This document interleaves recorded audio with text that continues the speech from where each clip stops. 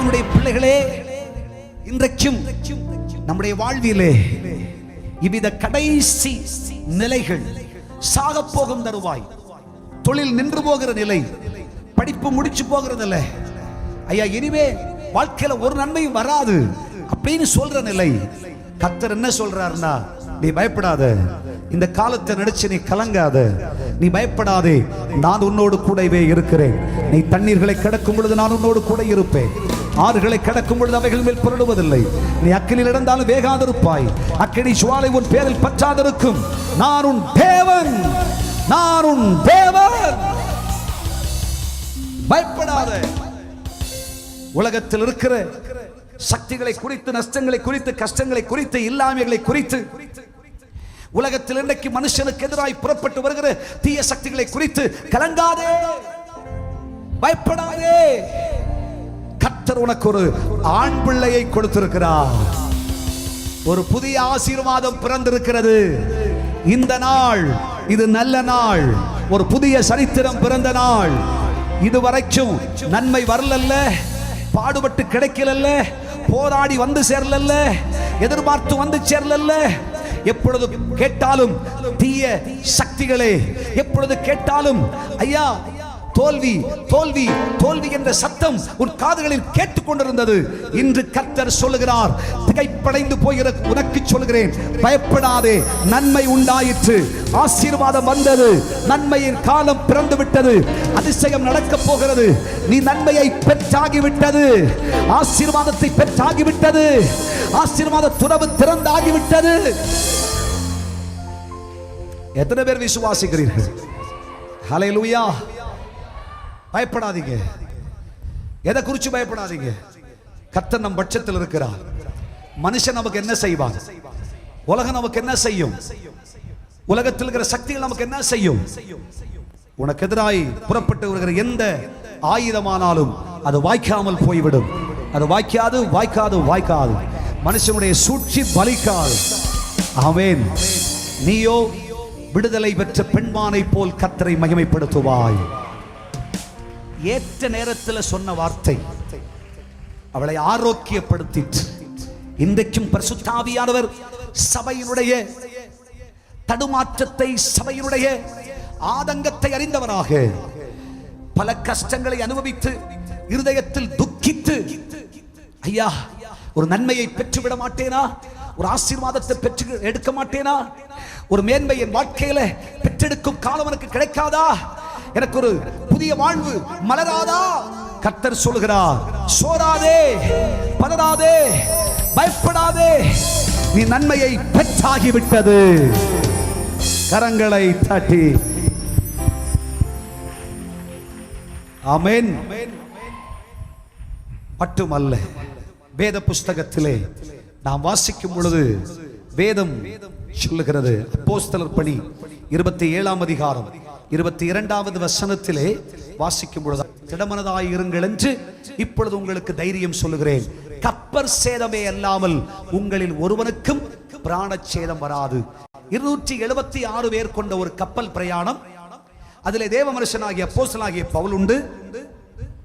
கப்பலிலே செய்யப்படுகிற பிரயாணத்தில் புசிப்பதற்காய், குடிப்பதற்காய் சேர்த்து வைக்கப்பட்ட ஏராளமான சாப்பாடு, அவர்களுடைய சுக சௌகரியங்களுக்கு அவசியமான எல்லாம் சேர்த்து வைக்கப்பட்டிருக்கிறது.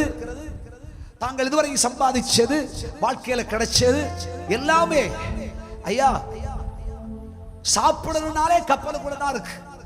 எல்லாம் சேர்த்து கொண்டு புறப்பட்ட ஒரு கப்பல் பிரயாணம். திடீரென்று எதிர்பாராத ஒரு காற்று, எதிர்பாராத காற்று வீசிட்டு பாறைகளிலே, பாறை இடங்களில் கப்பல் போய் அடிச்சு கப்பல் உடைஞ்சு போச்சு. ஐயா, கப்பலுக்குள் வைத்திருந்த சரக்குகளை தூக்கி சமுத்திரத்திலே போட்டார்கள். அர்த்தம் என்ன? சேர்த்தது, கிடைச்சது எல்லாம் எல்லாமே. இதுதானே வாழ்க்கை நிலை.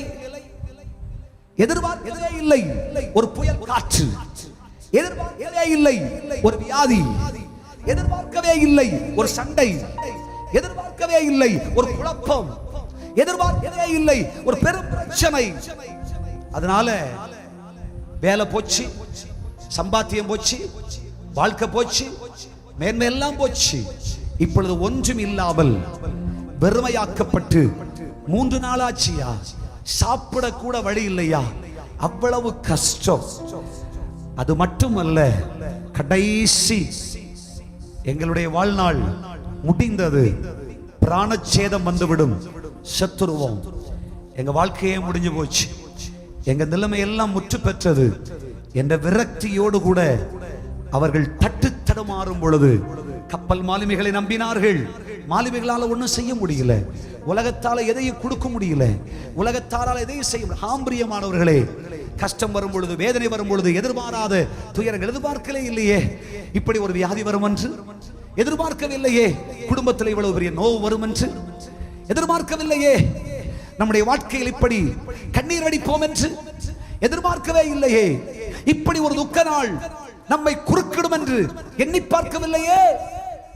எதிர்பாராத ஒரு புயல் வாழ்க்கையை அழிக்கிற, குடும்பத்தை அழிக்கிற, ஆரோக்கியத்தை கெடுக்கிற, சமர்த்தியை இல்லாமலாக்கி போடுகிற ஒரு புயல் காற்று எல்லாம் போச்சு, வாழ்க்கையில் எல்லாம் தொலைஞ்சு போச்சு. கடைசி என்று எண்ணி துயரத்தோடு இந்த கூடாரத்துக்குள் வந்திருப்பீர்கள் என்று சொன்னால், கர்த்தருடைய சமூகத்தில் இருப்பீர்கள் என்றால், அந்த அப்போஸ்தலனாகிய பவுல் தேவ மனுஷன் எழுந்து சொன்ன ஒரு வார்த்தை என்ன தெரியுமா? நீங்கள் திடமனதாயிருங்கள், கைகளை தட்டி கர்த்தரை மகிமைப்படுத்து. கலங்காதீங்க. இந்த கஷ்டம் வந்ததுனால, இந்த வியாதி வந்ததுனால, இந்த பிரச்சனை வந்ததுனால நீங்க சோர்ந்து போகாதீங்க, திடமனதாயிருங்கள். நீதிமான் சிங்கத்தை போல் தைரியமாயிருப்பான். தைரியமாயிரு. ஐயா, 1ஆம் ஆல முடிஞ்சு 2ஆம் ஆல வந்தாச்சு, அதனால ஒரு அச்சம். ஆமென். திடமனதாயிரு, கர்த்தர் உன்னோடு கூடவே இருக்கிறார். கர்த்தர் காவாராகில் காவலாளிகள் விழித்திருக்கிறது வெறுதா? ஆமென் சொல்லுங்க. யாராலையும் நம்ம பாதுகாக்க முடியாது. ஒரு தலைமயிர் ஒன்று கீழே விழுந்தாலும் அதை எண்ணி பார்த்து வச்சிருக்கிற சர்வ வல்லமை உள்ள தேவன் அவர் உங்களுடைய தேவன், அவர் நம்முடைய தேவன். ஆமென். அவர் நம்மை காப்பார், அவர் நம்மை காப்பார், ஒரு சேதமும் வராது. கர்த்தர் நம்மை காக்கிற தெய்வம், காப்பாற்றுகிற தெய்வம், நம்மை நடத்துகிற தெய்வம். எத்தனை பேர் விசுவாசிக்கிறீர்கள்? வாழ்க்கையில சேதம் உண்டாயிற்றே, புயல் வீசிற்றே, கவலைப்படாதிருங்கள்,